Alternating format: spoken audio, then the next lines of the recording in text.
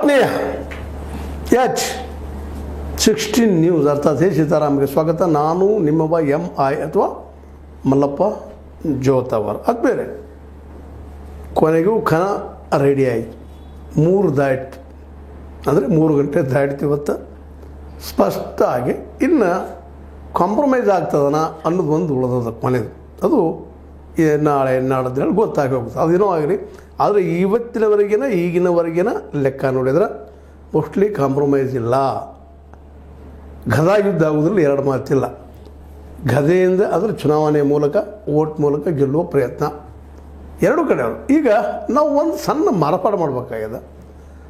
ಜೊಲ್ಲೆಯವರು ಈಗಷ್ಟು ಪ್ರಬಲರ ಈ DCC ಬ್ಯಾಂಕ್ನಲ್ಲಿ ಅನ್ನುವಂಥದ್ದು. ಯಾಕಪ್ಪ ಅಂತಂದ್ರೆ ಉತ್ತಮ್ ಪಾಟೀಲರನ್ನು ಗೆದ್ದ ಅಲ್ಲಿಂದ ಬರುವಂಥದ್ದು ಸುಲಭದ ಕೆಲಸನ ಒಂದು ಪ್ರಶ್ನೆ. ಹೀಗಾಗಿ ಇವತ್ತು ಅನೇಕ ವಿಷಯಗಳು, ವಿಶೇಷವಾಗಿ ಬಾಲಚಂದ್ರ ಜಾರಕಿಹೊಳಿ ಅವರು ತಮ್ಮ 13 ಕ್ಯಾಂಡಿಡೇಟ್ ಘೋಷಣೆ ಮಾಡಿದರು.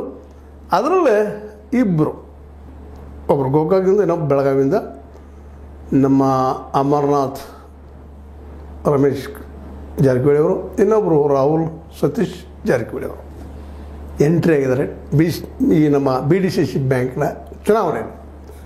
ಹೆಚ್ಚು ಕಡಿಮೆ ಅವರಿಬ್ಬರು ಗೆಲ್ಲುವ ಸಾಧ್ಯತೆಗಳು ಹೆಚ್ಚಿದ್ದಾವೆ. ಯಾಕಪ್ಪ ಅಂತಂದ್ರೆ ಗೋಕಾಕದಲ್ಲಂತೂ ವಿರೋಧಿಗಳಿಲ್ಲ, ವಿರೋಧ ಆಯ್ಕೆ ಸಾಧ್ಯತೆಗಳು ಹೆಚ್ಚಿದ್ದಾವೆ. ಜೊತೆಗೆ ಬೆಳಗಾವಿಯಲ್ಲೂ ಸಹ ನಮ್ಮ ಲಕ್ಷ್ಮೀಬಾಯಿ ಹೆಬ್ಬಾಳ್ಕರ್ ಅಥವಾ ನಮ್ಮ ಹಟ್ಟಿರಾಜ್, ನಮ್ಮ ವಿಶೇಷವಾಗಿ ಚಿನರಾಜ್ ಹಟ್ಟಿಹೊಳಿ ಅವರು ಹಿಂಸದ್ರಿಂದಾಗೆ ಅಲ್ಲಿ ಅವ್ರ ಗೆಲುವು ಗ್ಯಾರಂಟಿ ಅದ. ಅಂದರೆ ಒಟ್ಟಿನಲ್ಲಿ ಇದರ ಅರ್ಥ ಏನಪ್ಪ ಅಂತಂದ್ರೆ ಇಬ್ಬರು ಸೀಟ್ ಗ್ಯಾರಂಟಿ ಆಯಿತು. ಅದೇ ಕಡೆ ಚಿಕ್ಕೋಡಿದ್ರು ಗ್ಯಾರಂಟಿ ಆಗ್ಬೋದು. ಇನ್ನೊಂದು ಕಡೆ ಕಾಂಪಿಟೇಷನ್ ಆಗ್ತದೆ.